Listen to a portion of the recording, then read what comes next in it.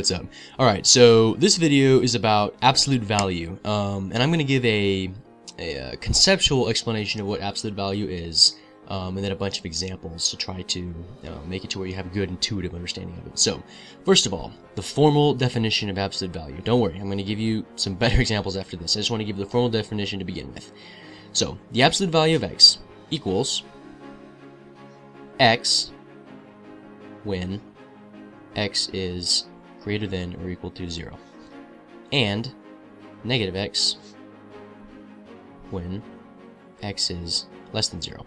So this is the formal definition. Alright, don't worry about this for now. Okay, I'm just going to leave this up here, and I'm going to explain this in terms of a number line, and then hopefully once I get done doing that, this will make more sense.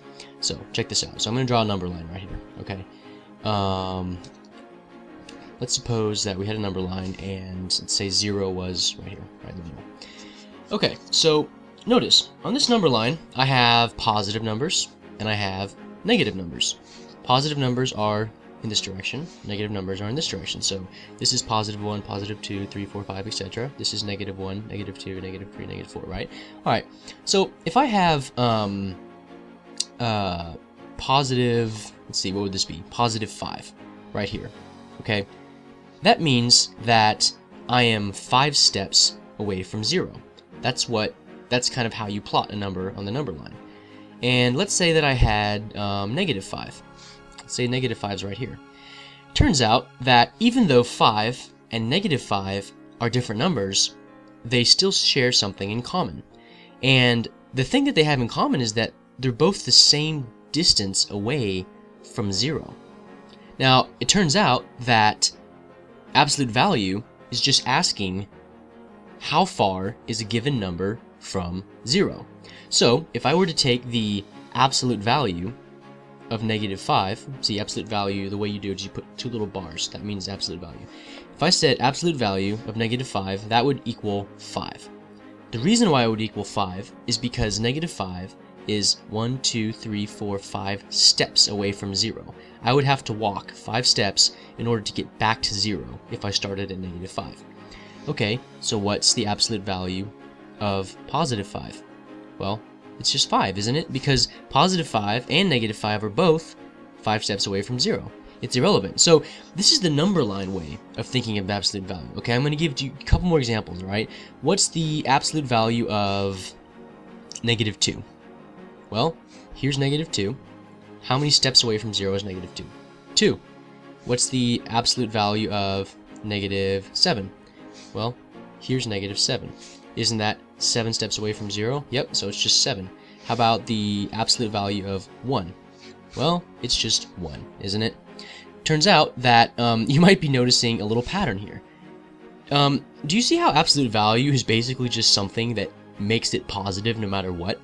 So if you give it a negative 5, it gives you positive 5. If it gives you positive 5, it gives you positive 5. It still gives you positive. So absolute value, you can think of it as just the positive of a number, no matter what it is. If it's positive, it stays positive. If it's negative, it changes to positive, because it's just distance away from 0.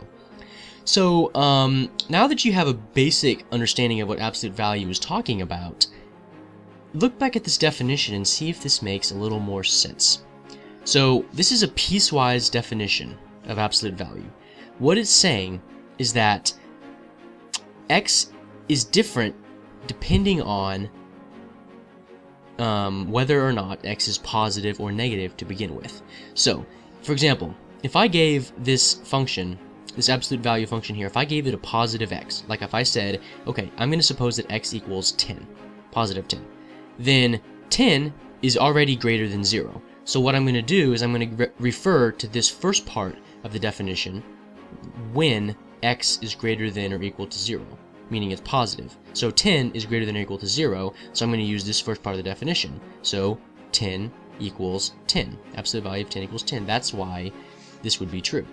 Absolute value of 10 equals 10. Okay, now, how about I give it a negative number? Let's say that I gave it negative 3. So negative 3 is already less than 0. So because of that, I'm going to refer to this second part of the definition, which applies. See, this is the zone when it says when. That means when it applies. When x is less than 0. Negative 3 is less than 0, so I'm going to go to this.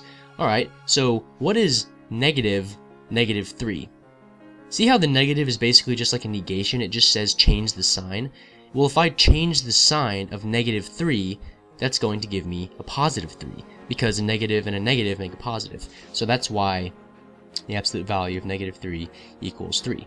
But I just want to stress something. Seriously, do not worry about this formal definition. I just wanted to throw it out here because I don't think a video about absolute value would be complete without at least giving the formal definition. But really, the distance from zero way of thinking about it, or the always making it positive way of thinking about it, are two probably are going to actually serve you better when you're just doing calculations. You don't want to think about this every time you do it, but I just wanted you to have that there so you'd be aware. Anyways, hope that made sense, and thank you for watching. Oh, and by the way, one more thing.